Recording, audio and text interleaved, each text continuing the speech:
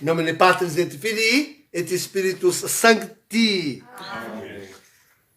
Estamos então na terça-feira da quinta semana da Páscoa, fazendo as rogações, rezando a missa das rogações. Acabamos de fazer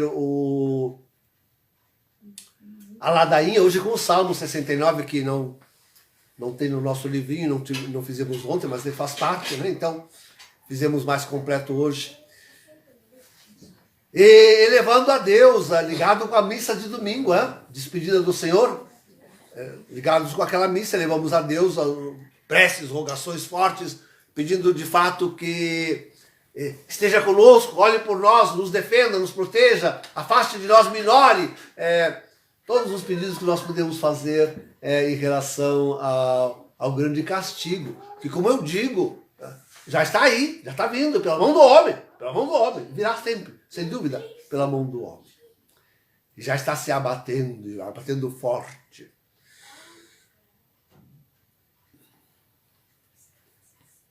No pedido, assim, esta é a palavra forte da missa, pedir.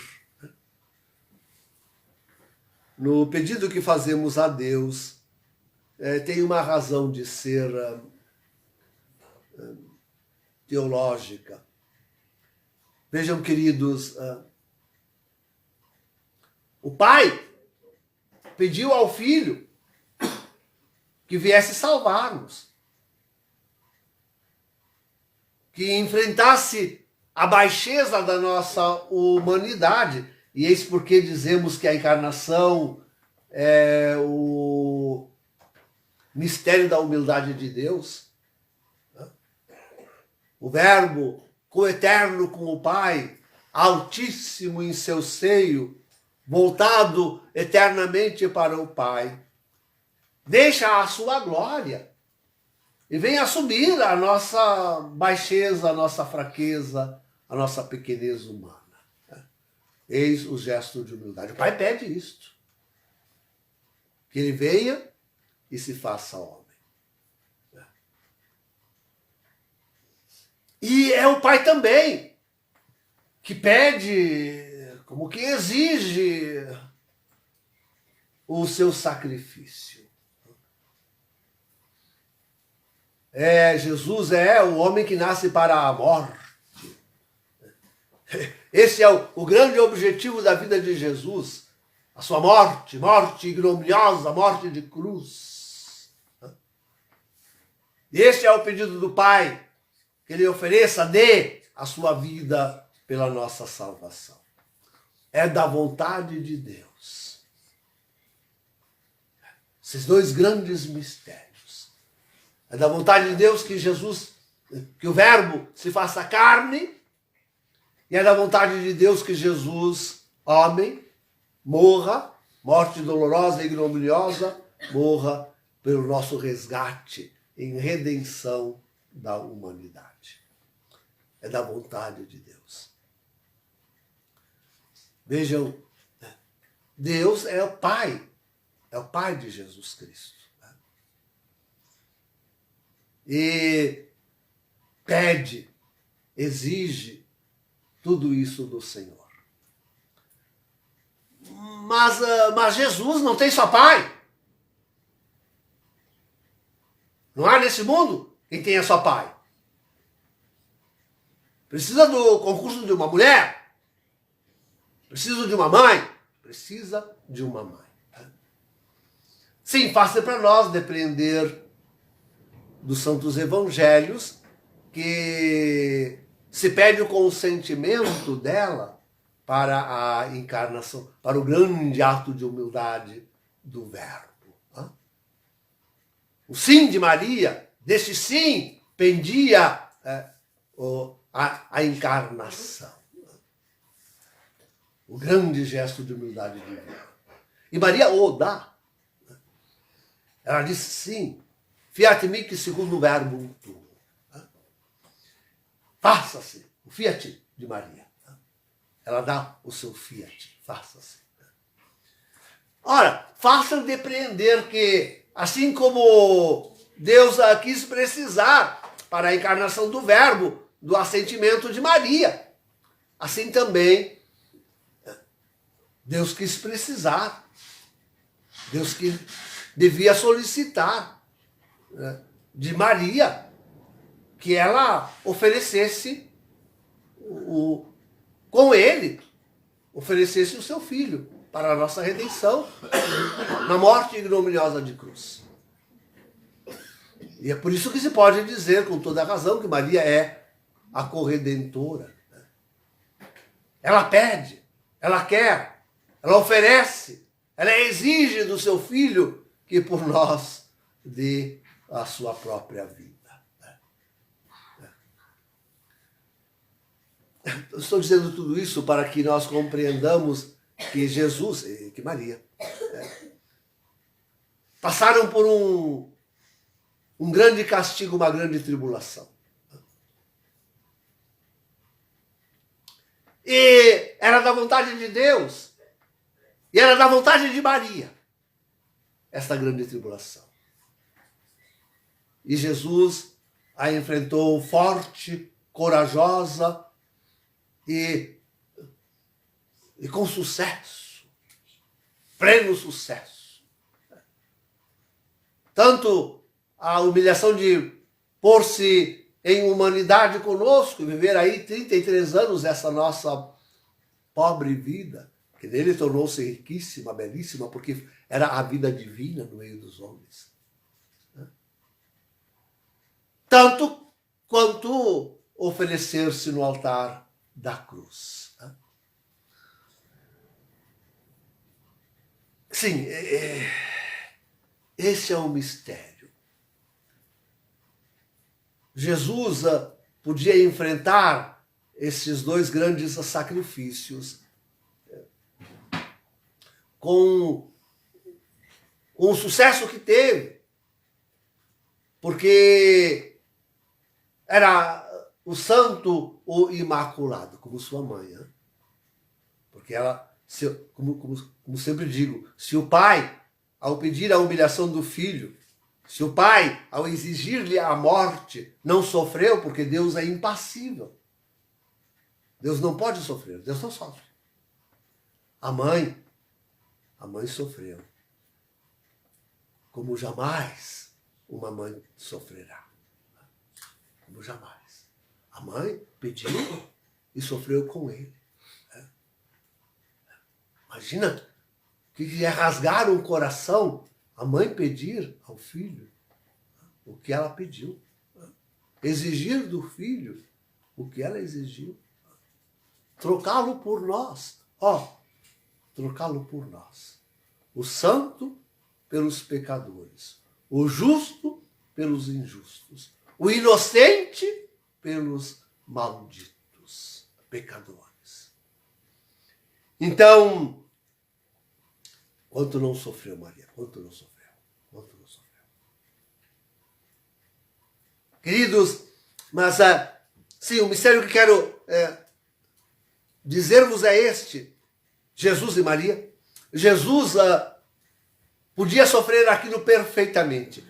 Abraçar a sua cruz tranquila, como um vencedor. Como um vencedor. Jesus é o vencedor. Da dor, da morte.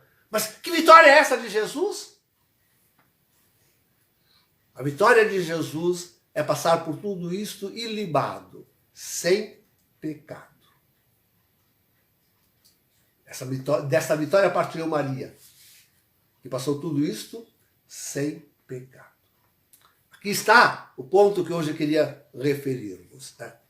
Jesus passa por tudo isto sem manchar-se de pecado. Nada. Continua santo, imaculado.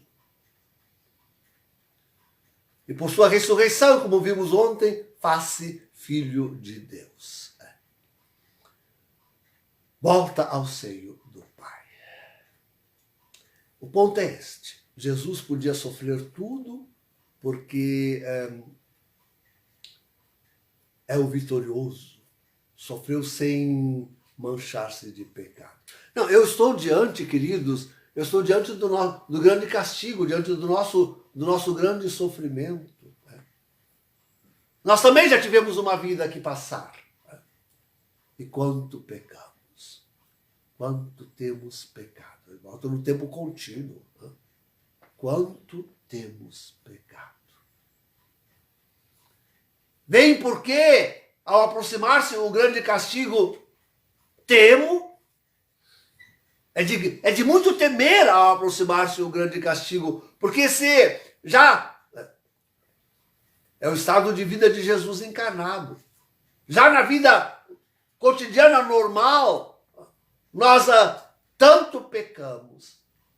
Que nos sucederá agora, que se abate sobre a humanidade acontecimentos, um castigo, a ira de Deus, como jamais se abateu sobre qualquer momento da história humana? O que nós começamos a enfrentar, o que nós enfrentaremos, é um castigo como jamais houve sobre a humanidade. Jamais a humanidade passou por aquilo que nós estamos começando a passar e passaremos. Né? Então, se os pequenos e, digamos, normais sofrimentos desta vida nos deixaram pecar tanto, o que será de nós agora que devemos enfrentar os grandes males? É isso porque, ao pedido de Maria, a súplica de Maria, a exigência de Deus, de Maria, da vida e da morte do Senhor, nós contrapomos um pedido de misericórdia e de alívio, de socorro e de defesa, de minoramento, porque não podemos confiar na nossa fraqueza. Nós não podemos confiar na nossa fraqueza. As Sagradas Escrituras nos advertem que se não fosse por causa dos eleitos, que é por causa é para que os eleitos não caiam, que Deus há de minorar e diminuir e defendê-los do castigo. Porque senão os próprios eleitos cairiam. Os próprios eleitos cairiam. E se nós nos sentimos convidados e eleitos a participar com a humanidade desse castigo, mas devemos sair deles ilesos e sem pecado, sem blasfemar contra Deus, mas então nós precisamos mesmo do auxílio e do socorro divino. Compreenderam o pensamento? Queridos, essas são as nossas rogações. Sabemos que passaremos com a humanidade o que está por vir, o que está vindo. Que devemos sofrer o que a humanidade sofrerá. Contudo, pedimos a Deus a proteção. Pedimos a Deus a graça.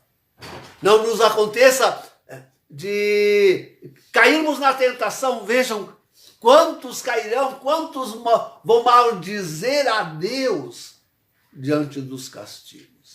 Em vez de bater no peito e dizer meia culpa, quantos acusarão a Deus e o xingarão e se revoltarão contra Deus? Muitos dentre a humanidade. Diante dos acontecimentos tremendos que vão vir, maldirão a Deus. Maldirão a Deus. Nós, conhecendo a nossa pequenez e fraqueza, nos ajoelhamos hoje e fazemos as nossas rogações, pedindo que Jesus, que sobe ao céu, leve os nossos ardentes pedidos. Pai, defenda-nos, protege-nos, minora, ajuda-nos, combate por nós. Põe a Ti como um escudo entre nós esses grandes castigos que a própria humanidade vai produzir com a sua mão. Porque somos fracos e pecadores. Então, queridos, sim, uma coisa nós devemos sobretudo pedir, que não pequemos. Que saibamos, que consigamos enfrentar tudo que tivermos que enfrentar sem blasfemar, sem maldizer a Deus. Enfrentando com coragem. Pense em Jesus na cruz. enfrentando com coragem, com soberania, todos os sofrimentos que virão. Esse seja o grande pedido que nós façamos a Deus.